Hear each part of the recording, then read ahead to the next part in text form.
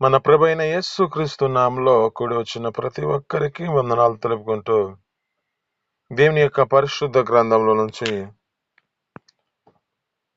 ద్వితీయ ప్రతిష్ఠ కాండం 5వ అధ్యాయము 33వ వచనం మనం చదువుకుందాం. ద్వితీయ ప్రతిష్ఠ కాండం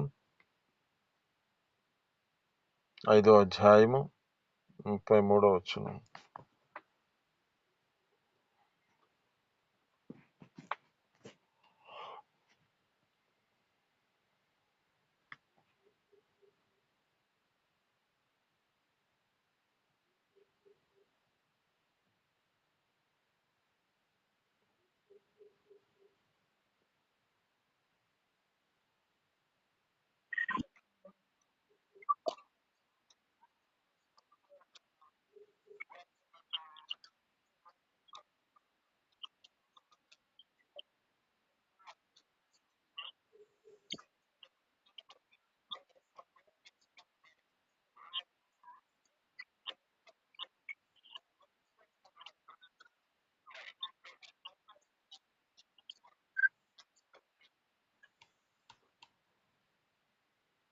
ఇక్కడున్న మాటలు బట్టి మనం దేవుని సన్నిధిలోనికి వచ్చిన మన స్థితిని బట్టి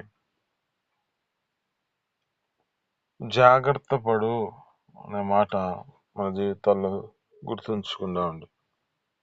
జాగ్రత్తగా ఉండు అని మనిషి జీవితంలో ఏ విధమైన స్థితిలో చెబుతూ ఉంటారు అంటే మనిషి యొక్క స్థితిని బట్టి వారి జీవితాలను బట్టి అనుభవించిన స్థితిలో ఆ మాట చెప్పగలుగుతూ స్థితిని బట్టి నడిపించబడతారు.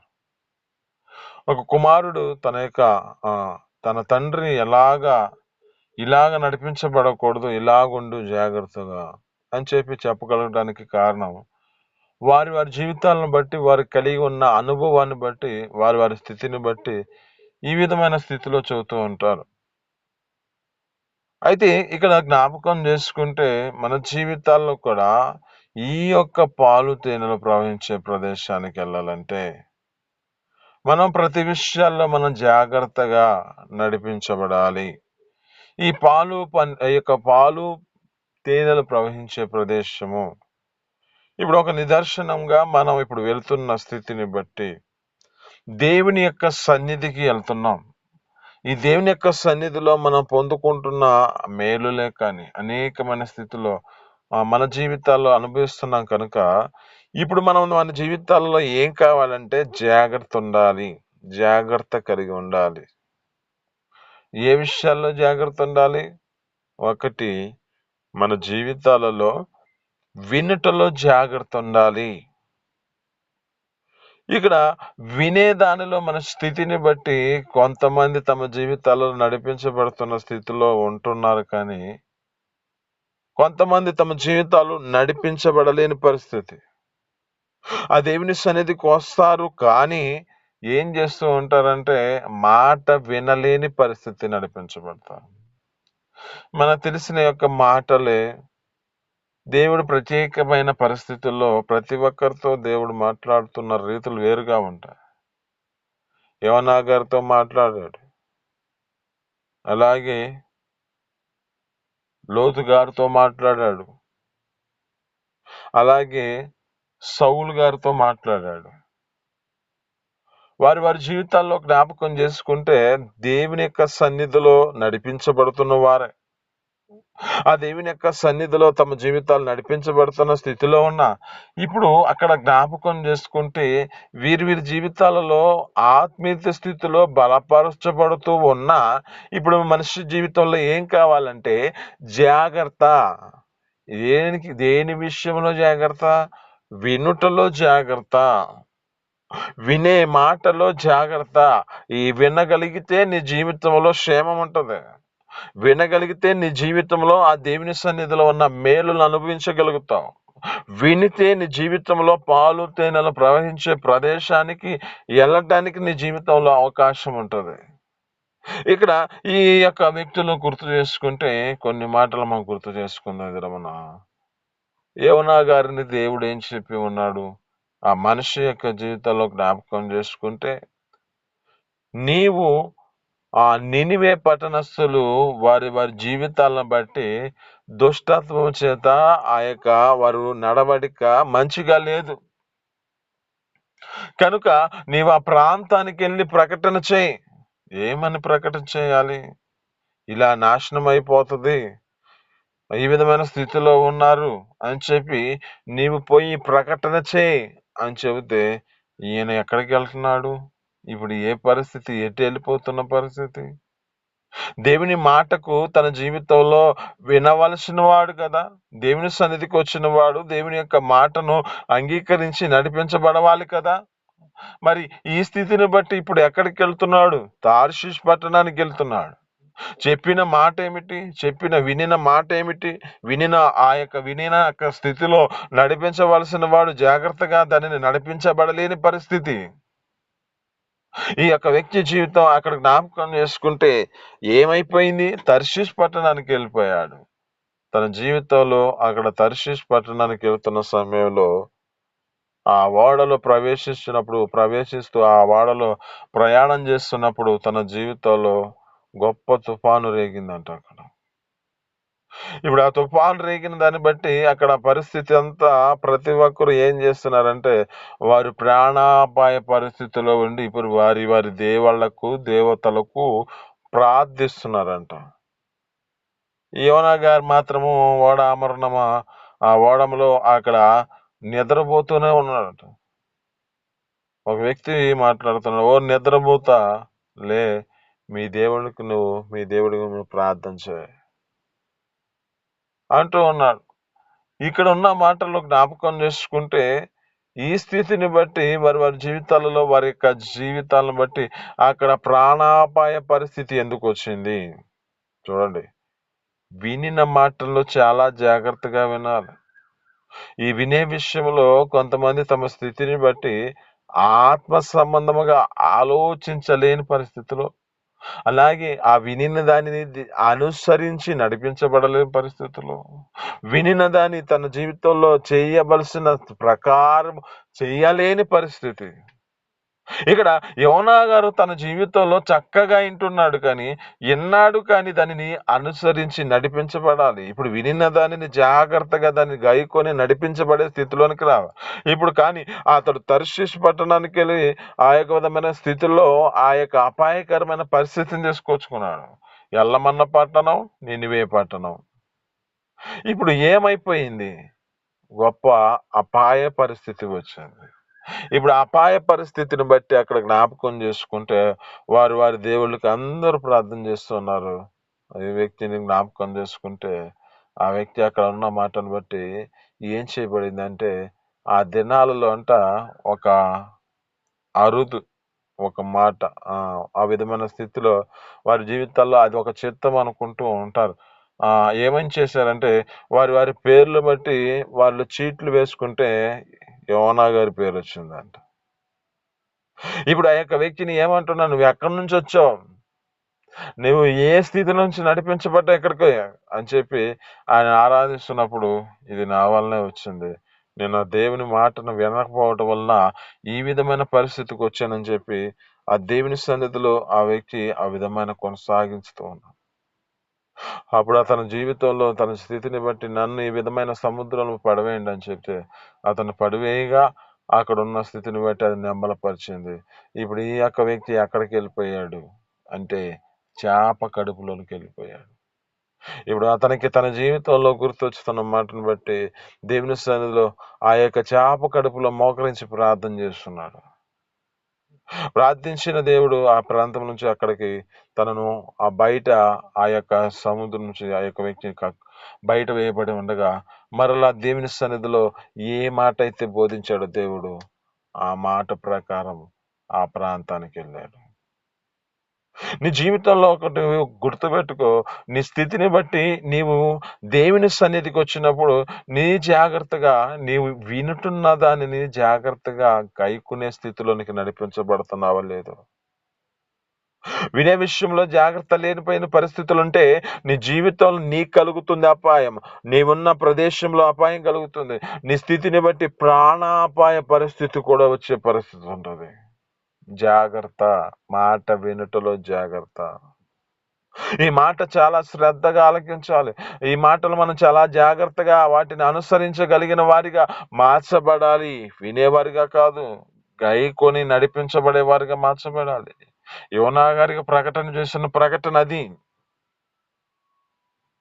2 ఇక్కడ జ్ఞాపకం చేసుకుంటే లోతు గారి యొక్క జీవితంలో జ్ఞాపకం చేసుకుంటే, దేవుడు ప్రత్యేకమైన స్థితిలో అబ్రహాను పిలిచినప్పుడు అబ్రహాంతో పాటు కూడా ఈ యొక్క వ్యక్తి లోతు గారు కూడా వెళ్ళిపోయాడు. వీరి జీవితాల్లో జ్ఞాపకం చేసుకుంటే దేవుని సన్నిధిని ఆ విధమైన స్థితిలోనికి నడిపించబడి అక్కడ వారి వారి జీవితాలను బట్టి ఎక్కడికి వెళ్ళిపోయిన పరిస్థితి, దేవుడు చూపించిన మాట ప్రకారం అబ్రహాం ఎక్కడికైతే వెళ్ళాడో అదే ప్రదేశానికి లోతు గారు కూడా వెళ్ళాడు.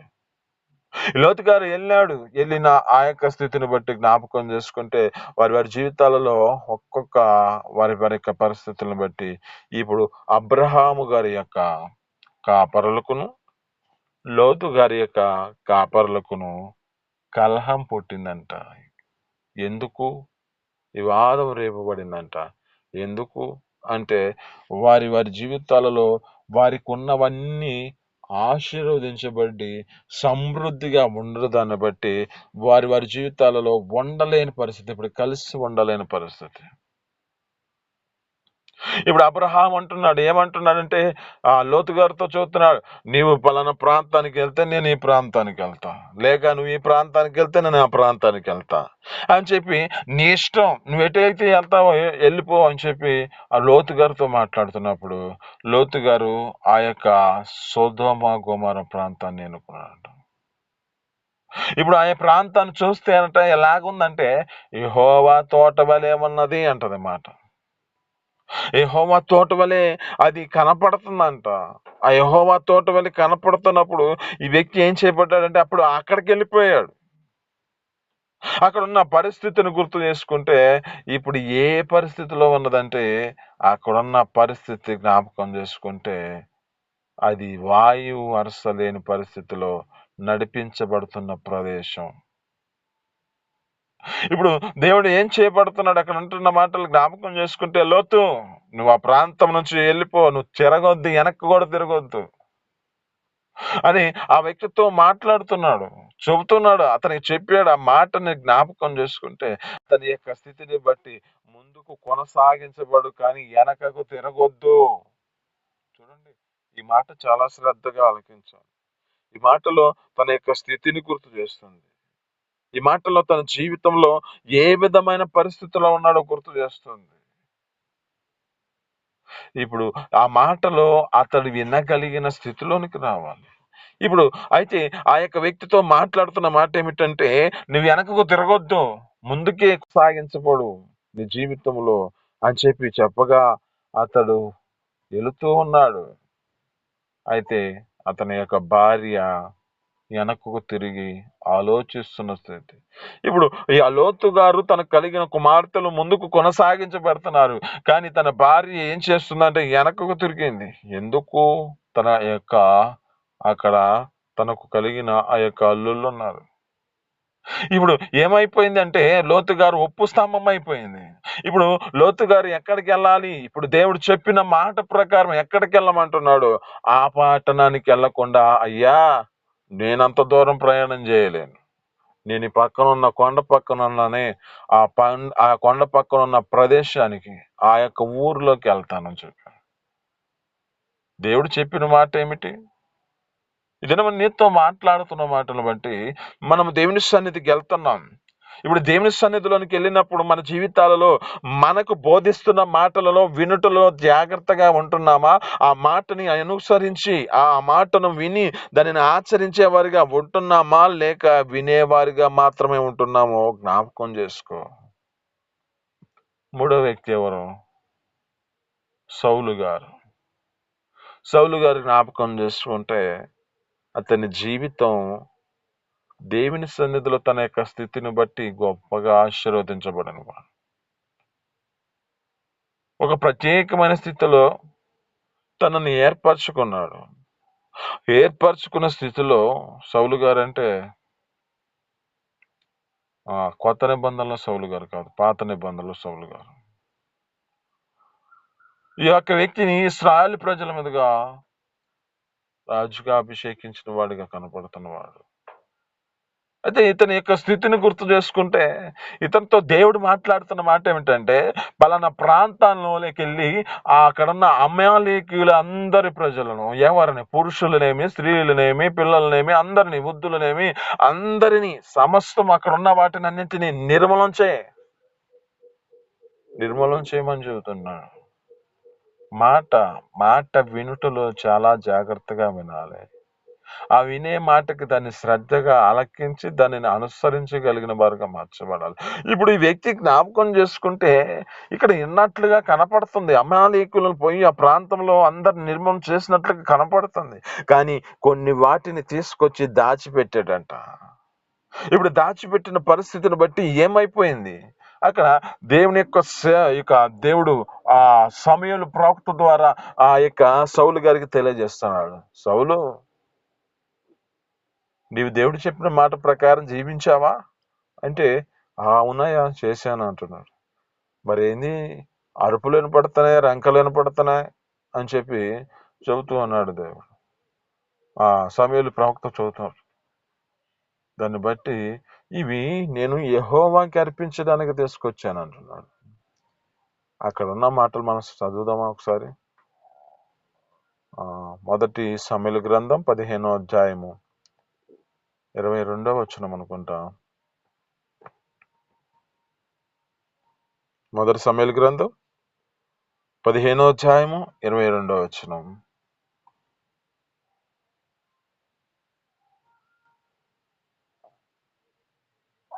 త్వరగా చదవండి బైబిల్.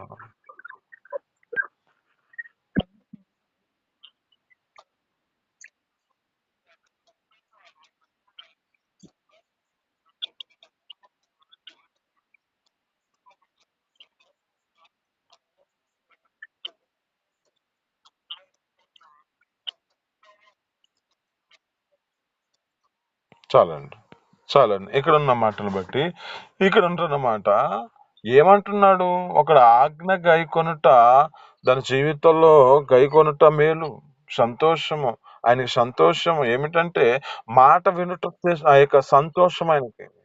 ఈ బలులు వీటన్నిటిని మన జీవితాలలో అర్పించుట కంటే ఆ యొక్క సన్నిధిలో సమీపించి ఆలకించుట శ్రేష్టం అంటున్నాడు. మ్యూట్లో ఏనండి.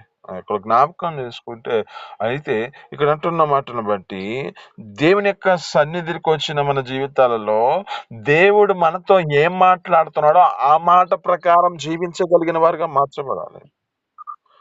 ప్రియాంక గారు మ్యూట్లో అండి. ఇక్కడ ఉన్న మాటలు బట్టి జ్ఞాపకం చేసుకుంటే, దేవుని యొక్క సన్నిధికి వచ్చిన మన జీవితాలు ఏం చేయబడాలి. ఇక్కడ అంటున్న మాట, నీ జీవితంలో బలులు అర్పిస్తున్నావు, ఇది కాదు. ఆయన వాటి యందు సంతోషించడు. మొదట నీ జీవితంలో వచ్చిన దేవుని సన్నిధికి వచ్చిన నీ స్థితిని బట్టి వినుట నేర్చుకోవాలి, వినుటలో జాగ్రత్త పడాలి. ఆయన నీకేం చెప్పాడో సమీపించి నీ జీవితంలో ఆలకించుట శ్రేష్టం అంటున్నాడు. మాట వినుట నీ జీవితంలో శ్రేష్టం అంటున్నాడు. ఈ ప్రసంగి గ్రంథంలో కూడా ఫస్ట్ లైన్ లో సెకండ్ లో ఉంటది, బుద్ధిహీనులు అర్పించినట్లు బలులు అర్పించుట కంటే సమీపించి ఆలకించుట శ్రేష్టము అంటాడు. ఇప్పుడు మనం ఏం చేయబడాలి, ఆ దేవుని యొక్క సన్నిధికి వచ్చినప్పుడు వినుటలో జాగ్రత్త పడాలి. కనుక వినుట విషయంలో మనం చాలా జాగ్రత్తగా ఉందాం. ఎందుకంటే వినుట మన జీవితాల్లో శ్రద్ధగా ఆలకించగలిగితే మన జీవితాల్లో విశ్వాసం కలుగుతుంది. అందుకే అంటాడు, వినుట వలన విశ్వాసం కలుగును. ఇది తర్వాత దాన్ని పూర్తి చేయండి మీరు.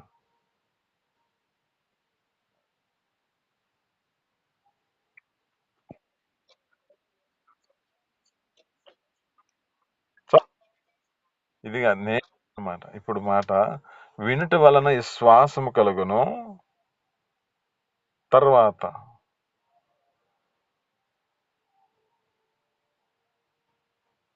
ఎవరికి తెలియదా? అవునవును. ఓకే.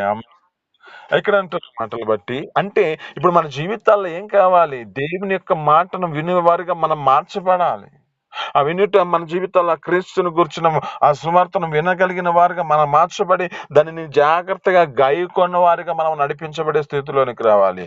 కనుక ఈ దినమున దేవుని యొక్క సన్నిధికి వెళ్తున్నావు కదా, జాగ్రత్త పడు. పాలు తేనెలు ప్రవహించే ప్రదేశానికి వెళ్ళాలంటే ఆ పాలు ప్రవహించే ప్రదేశంలో నీ స్థితిని బట్టి దేవుని యొక్క మాటను వినుటలో జాగ్రత్త పడి వినిన దానిని ఆచరిస్తూ వినిన దానిని అనుసరిస్తూ నడిపించబడే స్థితిలోనికి వద్దాం.